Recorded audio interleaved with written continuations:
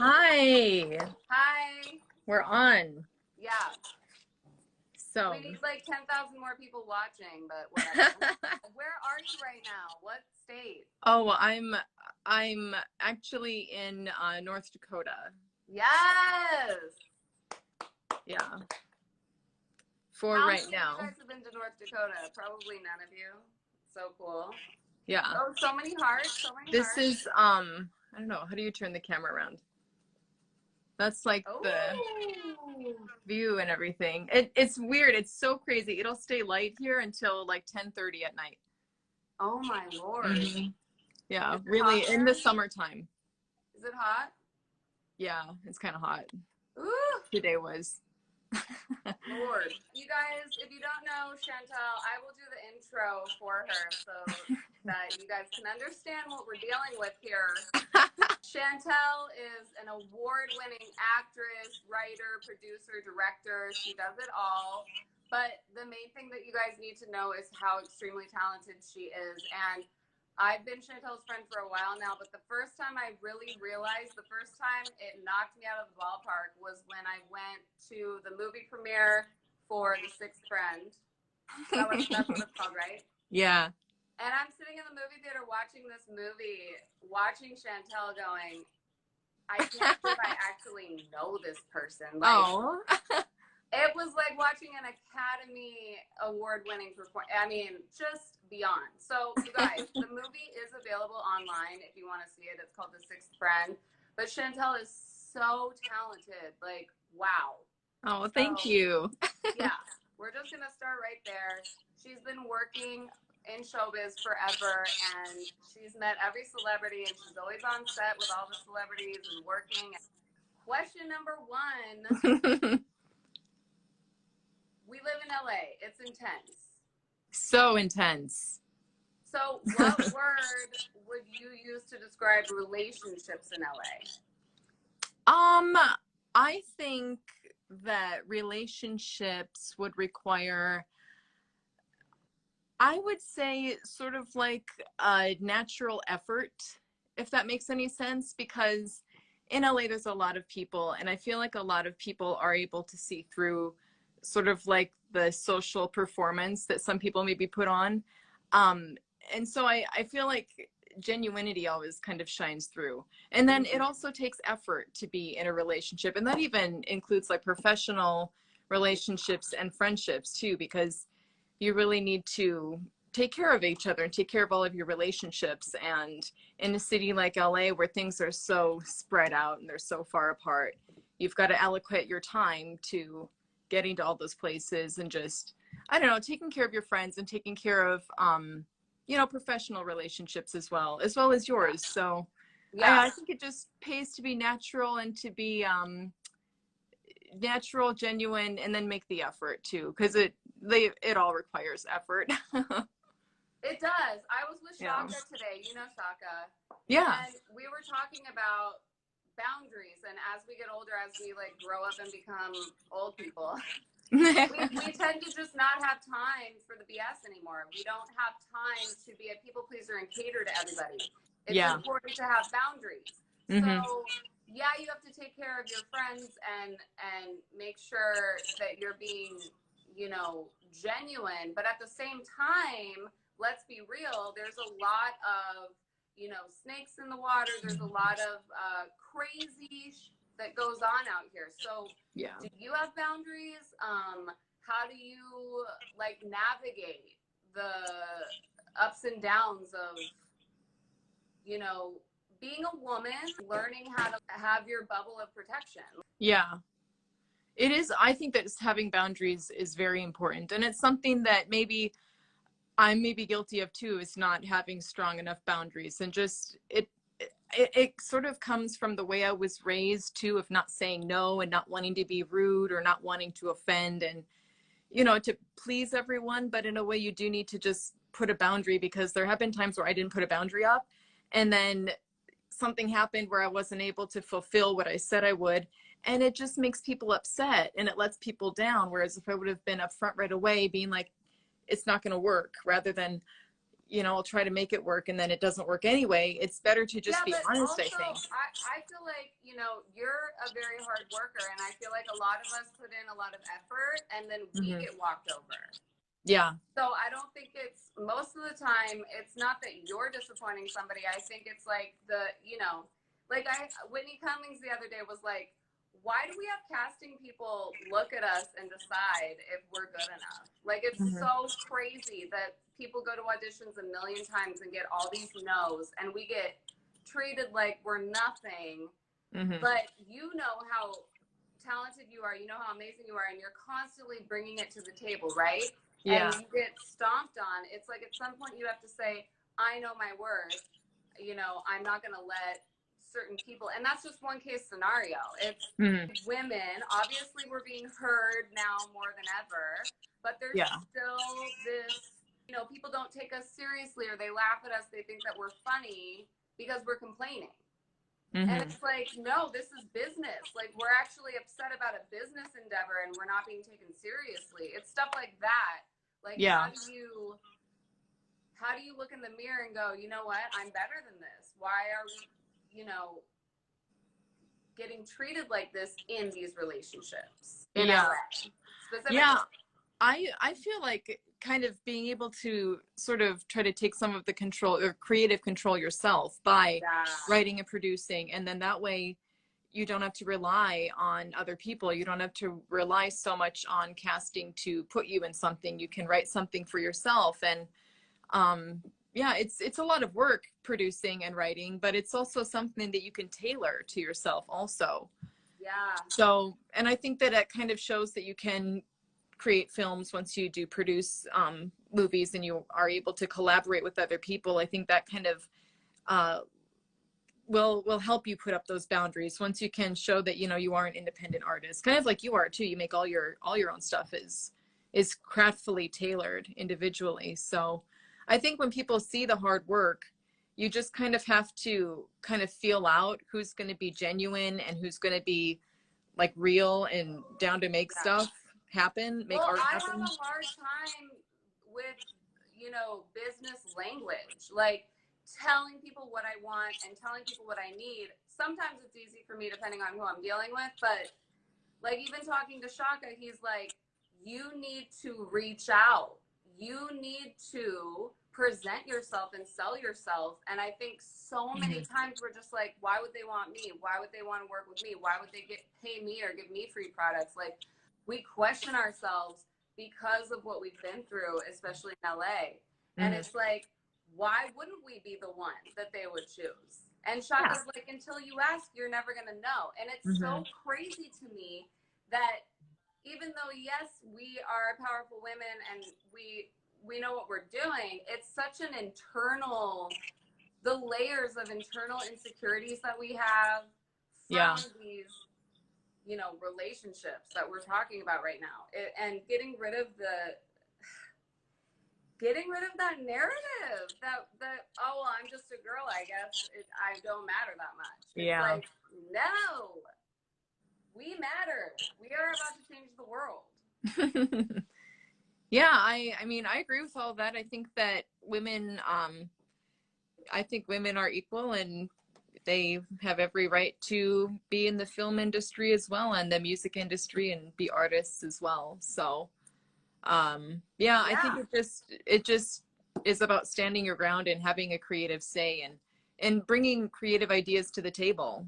Yeah, I think so. Yes, and saying, I need 20 grand a month if you want to cast me. Okay, question 2. What is some of the best advice you've ever received from a mentor? I got a lot of my good advice from, he's actually an acting coach of mine that passed away a couple years ago. His name's Joe Police. He was just such an amazing teacher. And he would always say, as an actor and as an artist, you've got to walk the tightrope without a net, meaning, you've got to be bold and fearless and you can't play it safe. You can't hold anything back. You know, it's got to be kind of dangerous and a little bit scary in a way, emotionally scary, I guess. And then that's how you really create those moments and really go there. And just visualizing that analogy, like really walking a tightrope is really, really scary. And you're pretty much naked if you don't have a net. Like it's just you and this tiny little thing that you're holding on to or walking on. And I feel like that's kind of what acting is too. You know, you learn your lines, you know, the character, but then right before you do it, you sort of let everything go so that you can live presently in the moment and live in the words that you're saying and live in the story that you're telling.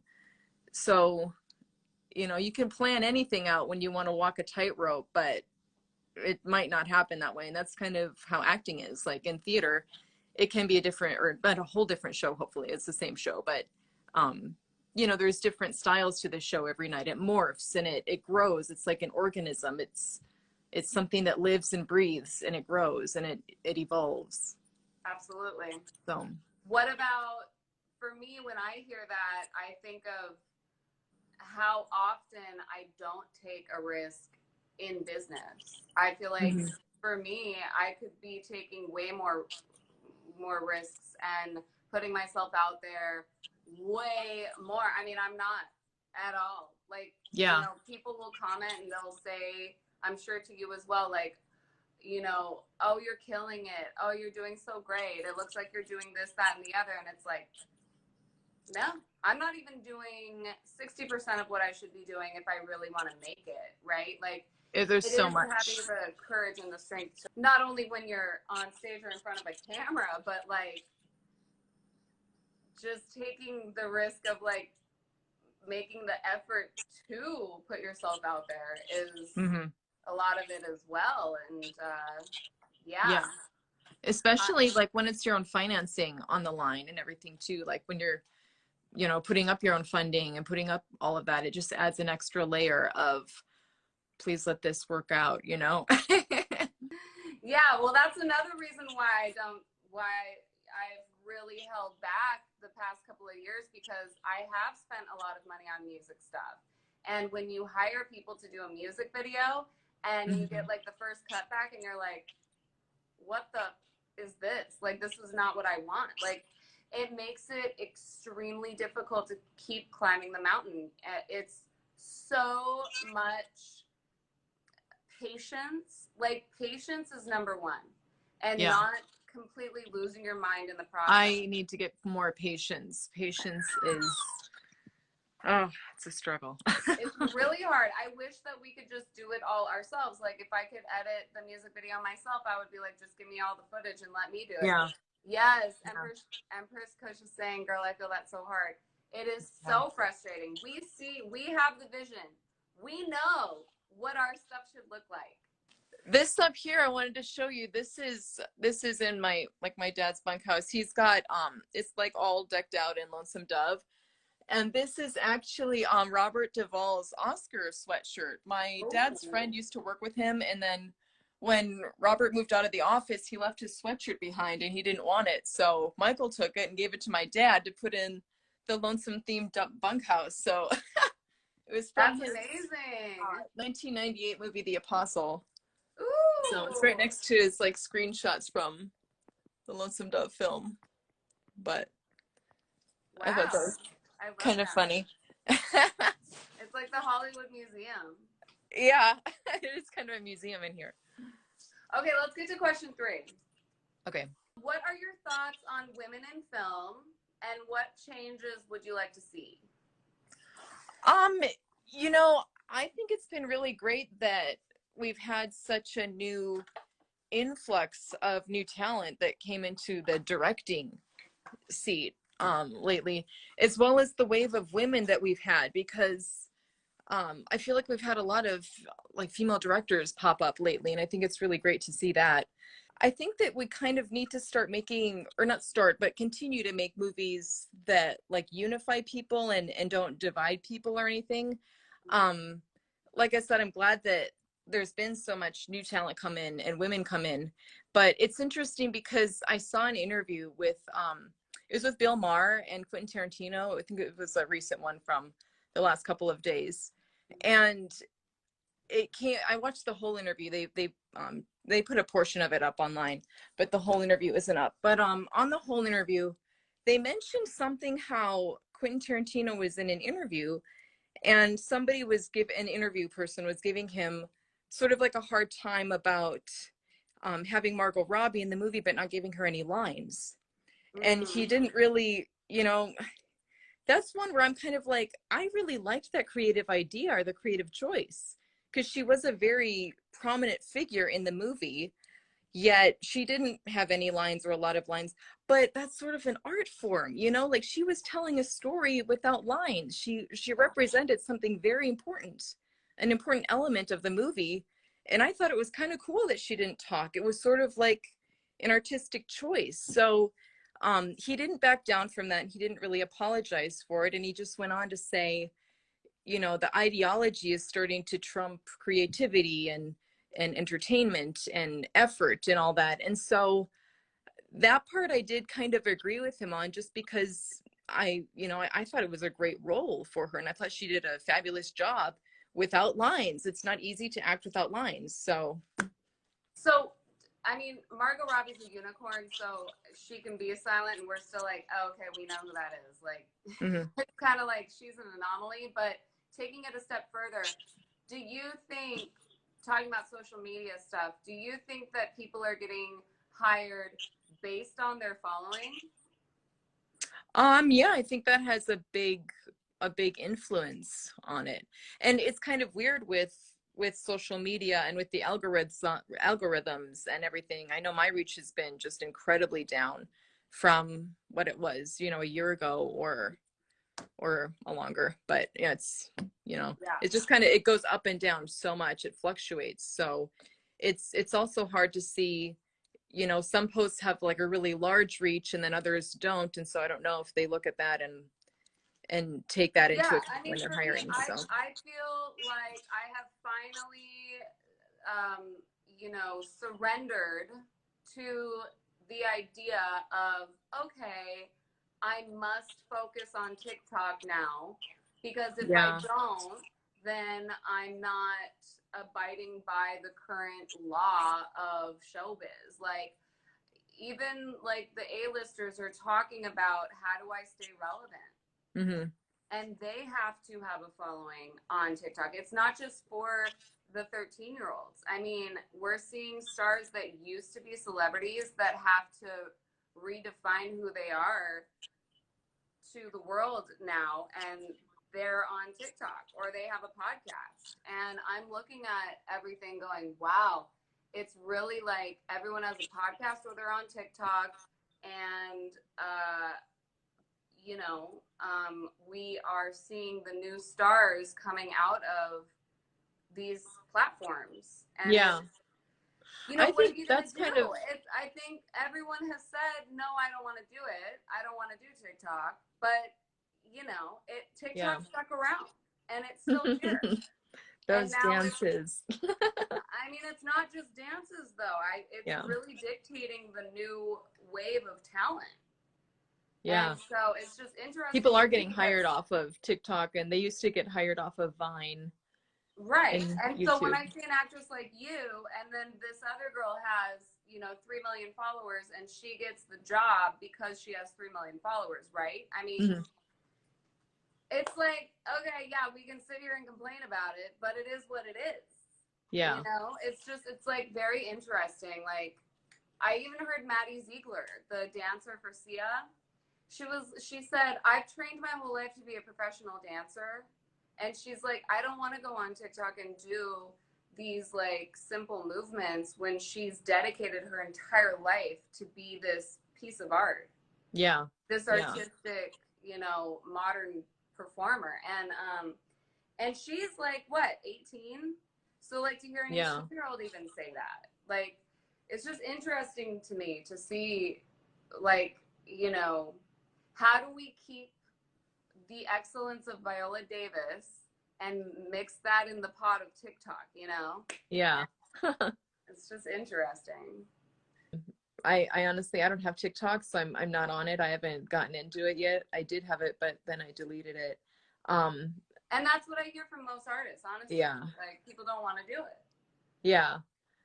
So I think it's really creative though. When I did get it, I was just laughing so hard at all of the scenes that people would make. Like that one where it's like, don't do it, don't do it. I did it. Like I saw one where she was like looking at this huge cake and then she's like, I did it, and the cake was gone. It's like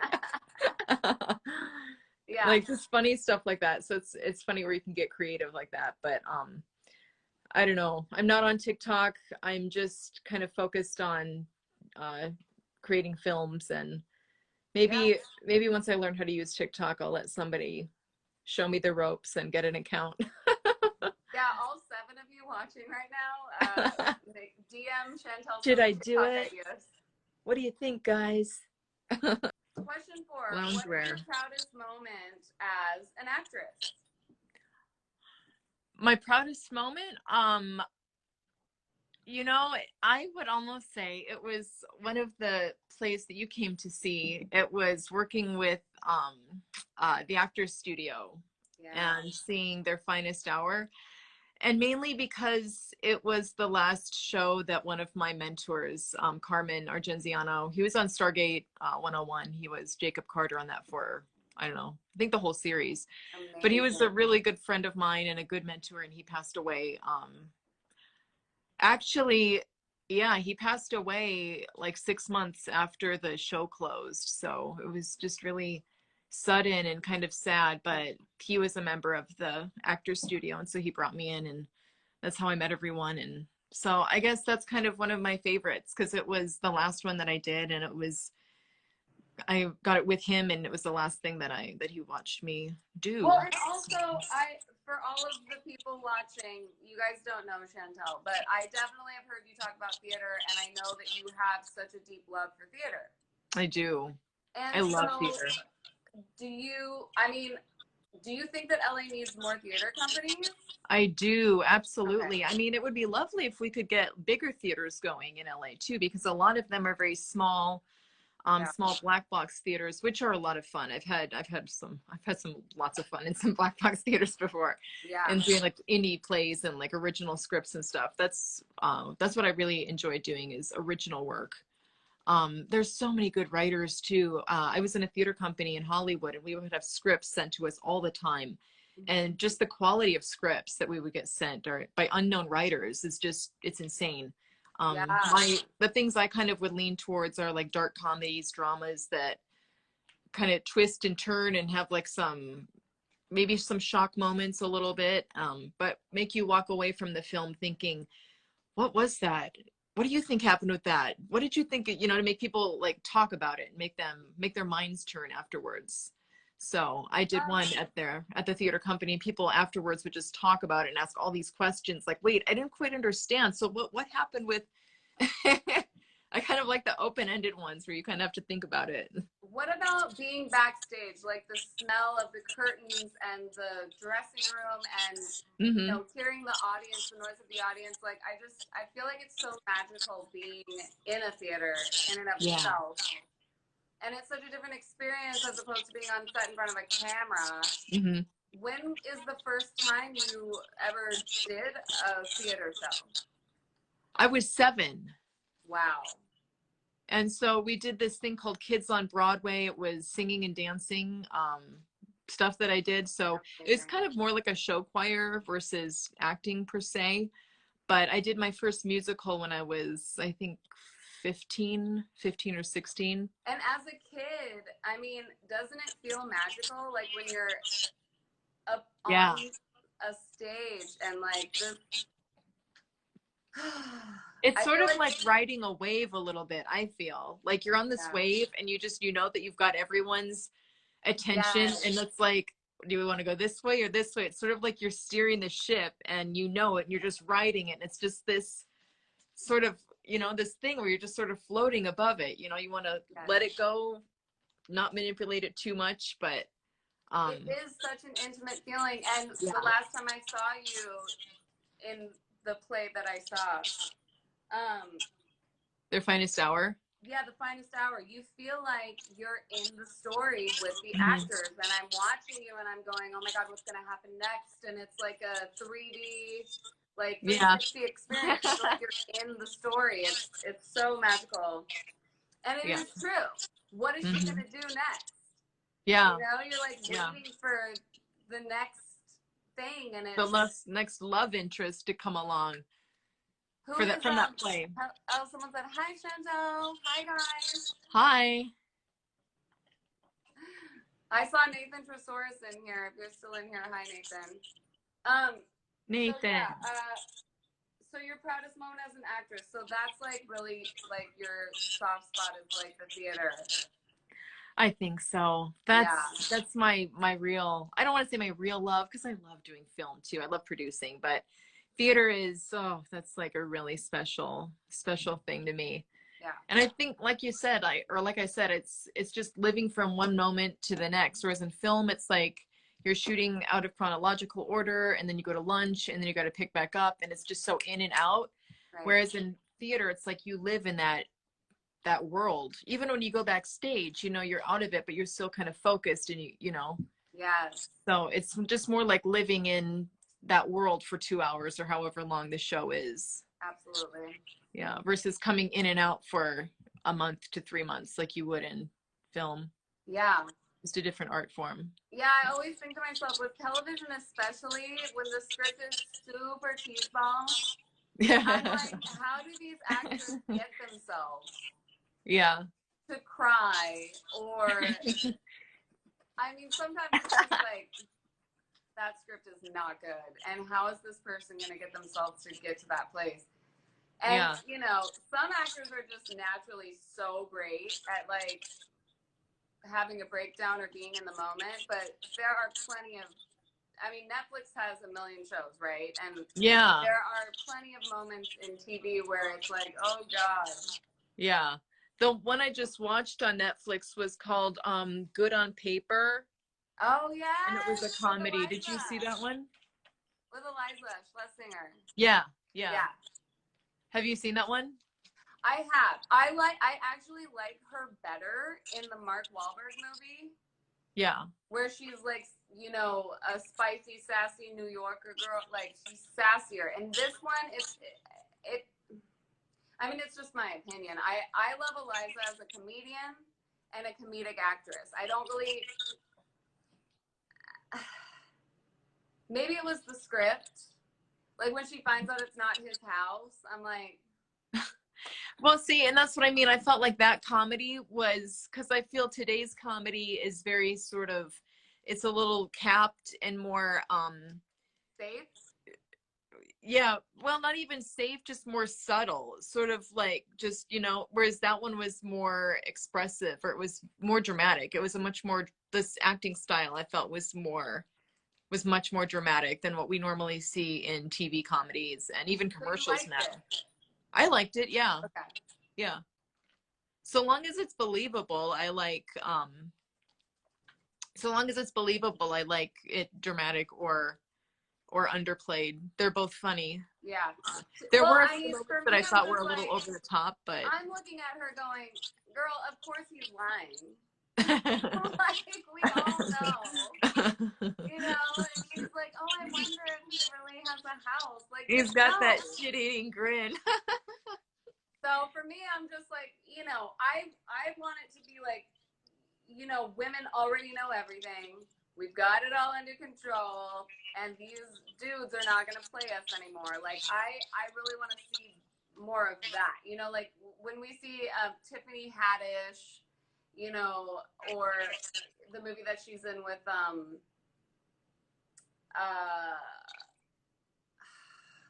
not Penelope Cruz, the other chick, the other A-list actress that we should all know. They have a business together. They have a makeup company together, and they get funding from this powerhouse woman. And here we have 3 women who are entrepreneurs, and I'm like, yeah. Like, and if a man is even involved, he's just, just an accessory to the story. I don't know. I feel like that's just my personal hang up. I feel like I'm being an artist, you projecting. need to have like another side business, you know, a lot of almost all artists I feel have another business. Like even Gwyneth Paltrow, she's got like her Goop line, and Yeah, they've got like a makeup line or a food line or some sort of restaurant or yeah. But I just so keep I like thought about watching candles. Eliza like pine after this man and like try to figure out if he's telling the truth or not. Mm, And because we've all been through it a million times. yeah.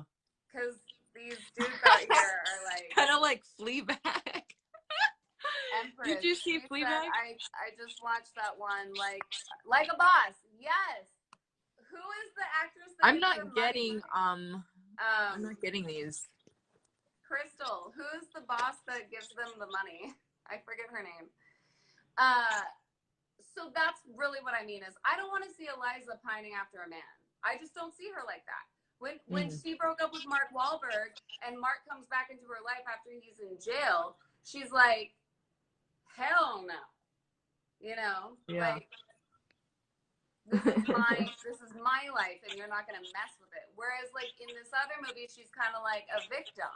And I just okay. Yeah. But you know, it's fine. I get it. Yeah. I don't want to see her being a victim. But I get it. I understand. It's just I like to see women win. I like I said, I thought some of the acting was a little bit dramatic, Over as the far as top. a little over the top. I mean, like I said, I don't mind it being dramatic so long as it's within the realm of truth, but I thought it did get a little over the top, but maybe it was attuned to the writing too. Yeah. So Absolutely. Yeah. Okay, so last question. We still have lucky number 7 people in here. Who's in here? the comments aren't updating for me, or it must be my internet. Oh, okay. Okay, question 5. Oh, my favorite question. If someone gave you funding for a project, what would your dream project be? Oh, I have a script already that I want to make. So yeah, it's actually it's one of the shows that I did at an old company that I worked at. Yeah. And they made the show. It was a live show that they made into a screenplay. And so I really want to get that one made. I'd like to get that made later on this year. I'm going to be working on a Western this fall. And then after the Western, I'd really like to start working on getting the funds together for that one and working on it. That's kind of what I want to do. I just want to focus on, you know, sort of creating what you can control.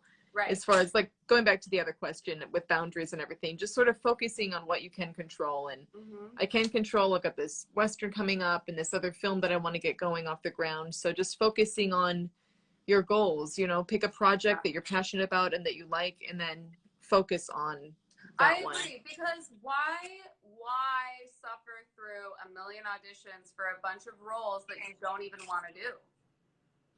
Yeah, I mean, I would still audition too, but really have that as a sure thing. Right. That you're working on. In 2021, moving into 2022, I mean, we've already been seeing the trend, especially with, you know, people that have money. Like Reese Witherspoon started her own production company, and she said that she was tired of getting scripts that were not good. Yeah. And she was tired of competing against her friends for a role that wasn't even worthy of her time. So she was like, okay, well, then I'm just going to write my own stuff then. You know? And now we have Little Fires Everywhere and my mom loves that show. Yeah. The Little Lies, or what is it? Oh, yeah, Big Little Lies. Big Little Lies. Incredible. I love her in Election too, going all the way back to the 90s. Yes. Her role in Election is a little bit like the character in this upcoming film that I want to produce. Not the Western, but the other one. She's a little bit quirky, crazy, kind of out there, a little bit weird. Yeah. Not quite as studious, but stuff on TV right now. It's so crazy, and also to see the teenagers wearing the 90s clothing.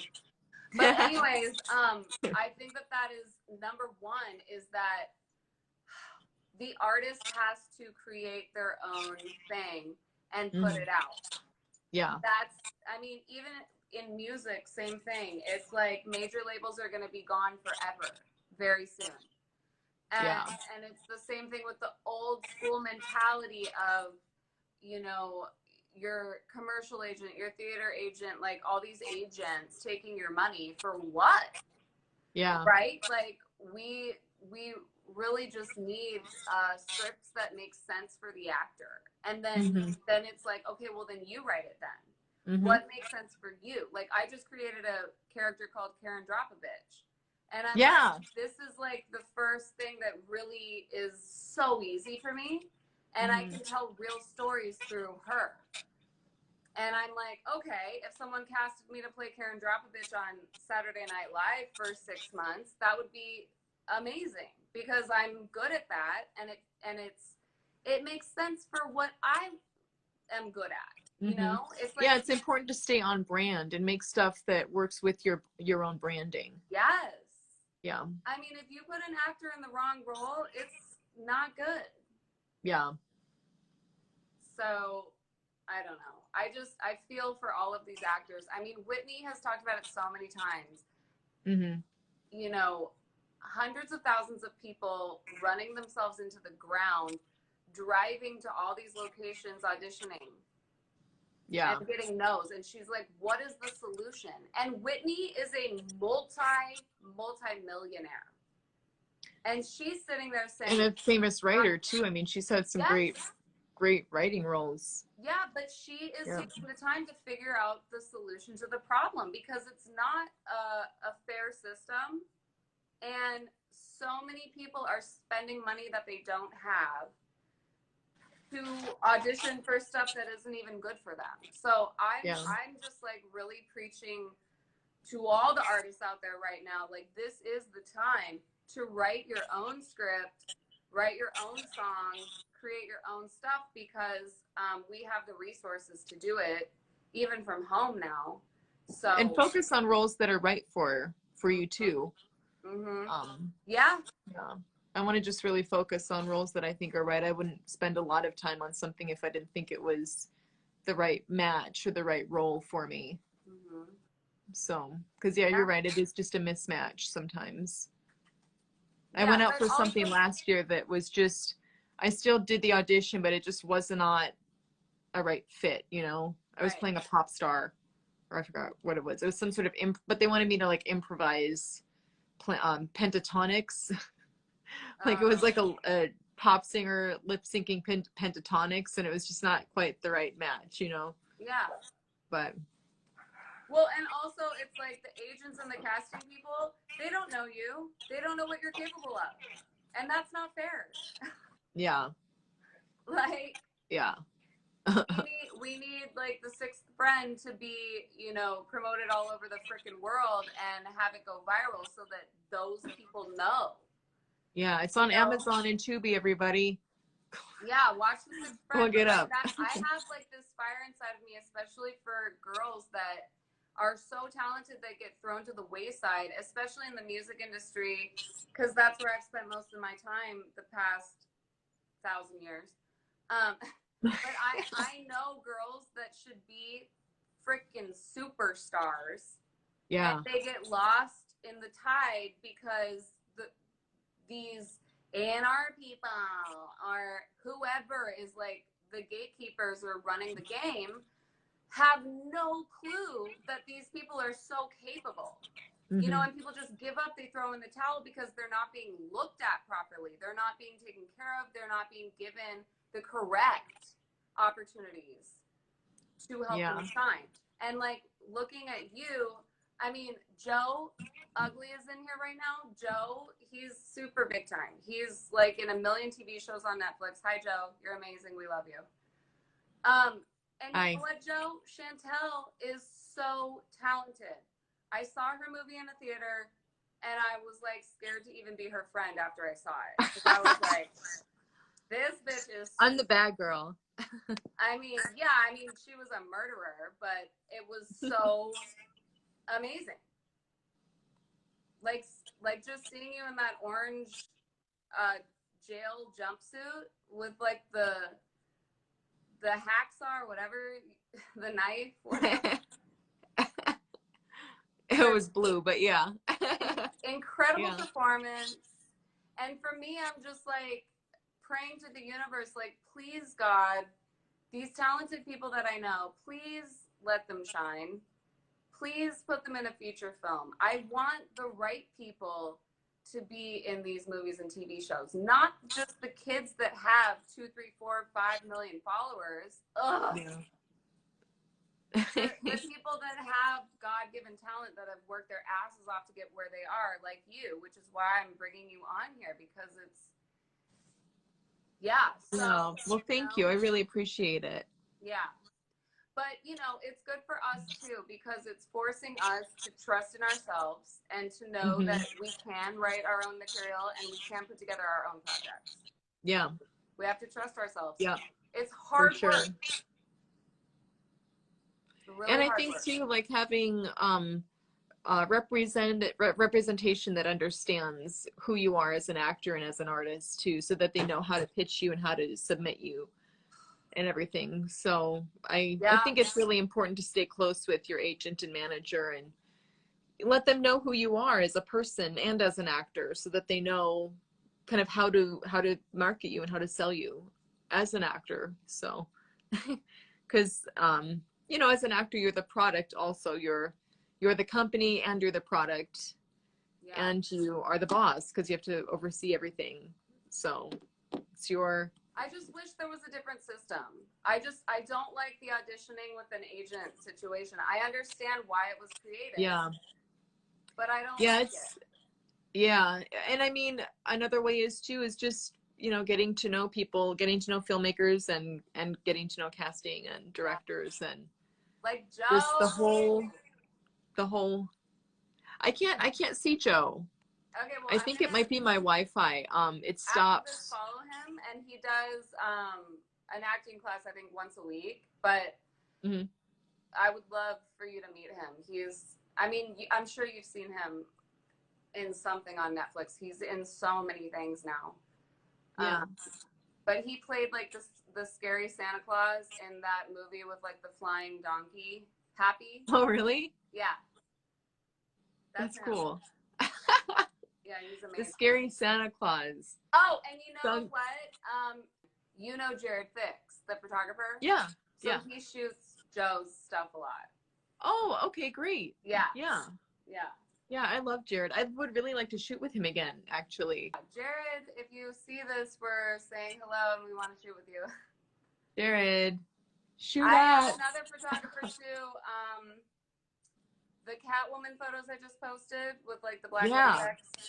That guy, Eduardo, he's amazing, and he actually wants to shoot, like, just for his portfolio. So. Okay, cool. Yeah. I'm down.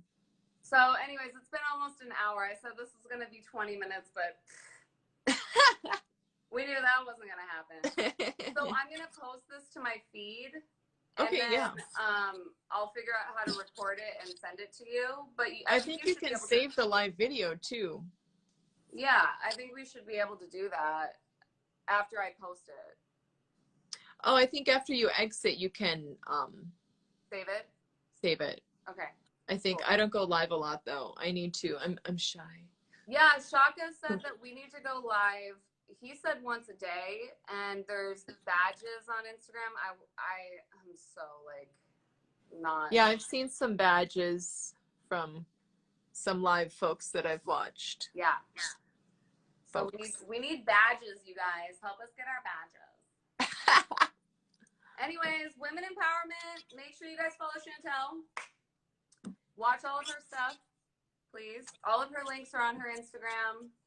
Yes, I've got pretty much everything uploaded. Not all of it, but most of it is on my Instagram TV. I just posted my reel, I think yesterday. So it's not really that new, but it's updated-ish. So okay, good. Waiting on a few more projects to get the footage from. So nice. Yeah. Okay, you guys, we will see you. Oh, J.R. Cornett, Chantelle, you're the greatest. Hey, Joe. Joe's a great filmmaker. He makes Westerns. Oh, nice. Yeah, they just got off of filming a Western in New Mexico. Cool. Looked Right really on. cool. I'm so excited to make this Western this fall. So Yeah, it's my Joe, first one bring that's that been on Joe my in that bucket movie. list. She's so talented, Joe. Yeah, I got to make one with Joe too. It's on our list. So Yes. yeah.